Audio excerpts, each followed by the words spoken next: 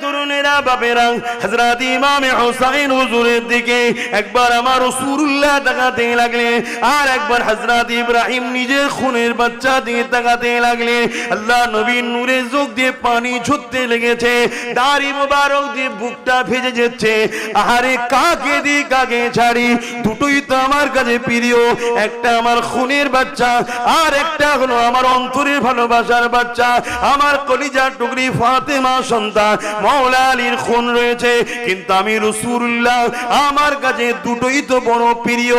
এই সময় আল্লাহ নবী ফায়সালা টেনে দিলেন, ও হযরত জিবরাইল যান, আল্লাহ পাককে যে জানিয়ে দেন আমি আমার ইব্রাহিমকে আমার হুসাইনের উপরে কুরবান করে দিলাম।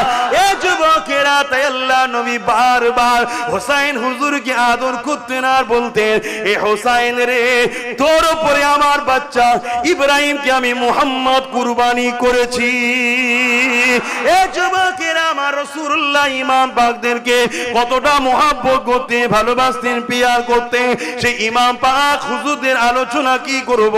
আল্লাহ নবী, নূর নবী, দয়া নবী, রহমতের নবী আমার একদিন মদিনা নববী শরীফের মেম্বার থেকে নেবে নবী আমার মেম্বারে দাঁড়িয়ে খুতবা দিতে লেগেছে।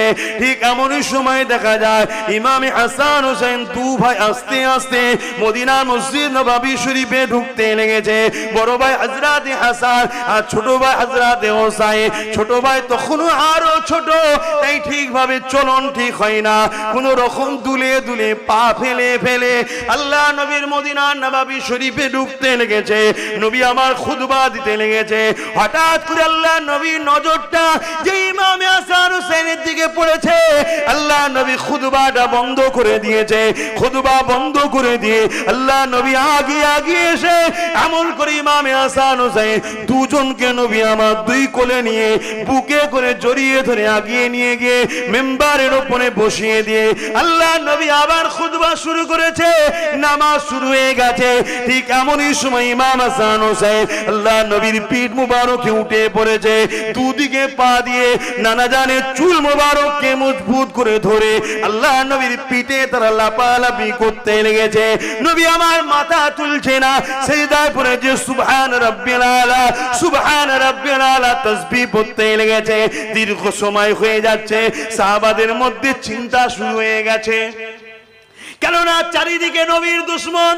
হয়তো আমরা সবাই সিজদায় পড়ে আছি, কোন দুশমন ঢুকে গিয়ে রাসূলকে কি ক্ষতি করে দিল। সাহাবা সে যে কাতারে ছিল, হয়তো রাসূলকে ক্ষতি করে দিল নাকি।